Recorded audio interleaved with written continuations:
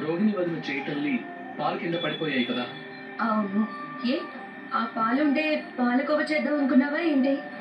కాదు శృతి, ఆ ఆంటీ చింటూ ఈ ఇంట్లో ఉండటం వదినకి ఇష్టం లేదు. నువ్వెలా చెప్తున్నావు? ఆ పాల కిందే పొరపాటున చేయి తగిలి పడలేదు.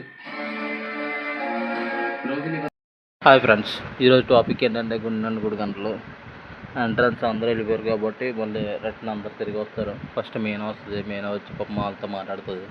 మాట్లాడిన తర్వాత ఈరోజు ఉండండి అంటుంది. అయినా కానీ చూస్తారు. ఈలోపు చిన్న కొడుకు కూడా వస్తారు. చిన్న కొడుకు ఇద్దరు వస్తారు. ఇద్దరు వచ్చిన తర్వాత కూడా ఈలోపు రోహిణి అన్ఎక్స్పెక్టెడ్గా పాలు కింద పడేస్తుంది. అది మనోజ్ కాకుండా మన మూడోవాడు ఉన్నాడు కదా, మనోడు లేచిపోయినాడు గమనిస్తూ ఉంటాడు. అది గమనించిన తర్వాత వాళ్ళిద్దరు మూడు పిల్లలిద్దరు పైకి వెళ్ళి డిస్కస్ చేసుకుంటారు. తర్వాత వచ్చి అలా ఆవిడ కూడా వచ్చి అడుగుతుంది ఎలాగెలాగ రోహిణిని అడిగితే డబ్బుని అడిగితే రోహిణి ఎలాగెలాగ అంత చెప్తుంది లేదు అంటుంది. అదంతా అయిపోయిన తర్వాత మళ్ళీ మనోజ్ వస్తాడు.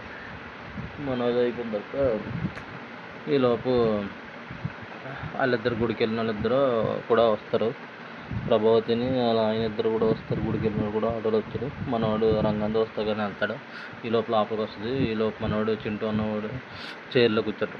ఇలా ప్రభావతికి ఫుల్ కోపం వచ్చేస్తుంది. కోపం వచ్చినప్పటికీ ఇంకా ఏకరీతిగా అందరి మీద ఎగిరేస్తుంది. ఫైర్ అయిపోద్ది.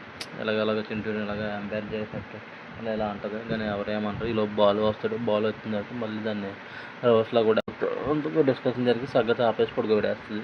అంతా అయిపోయింది. ఆ రోజు నైట్ మళ్ళీ అయిపోయింది. మళ్ళీ పొద్దున్న మార్నింగ్ చింటూ వాళ్ళ అమ్మకి చాలా లవ్లీగా బాగా చూపించాడు రోహిణిని. ఇట్లా ఇది కొనాలి చాలా బాగుంది. అక్కడ కిందకి వచ్చిన తర్వాత ఇంకా డిస్కషన్ జరుగుతూ ఉంటుంది.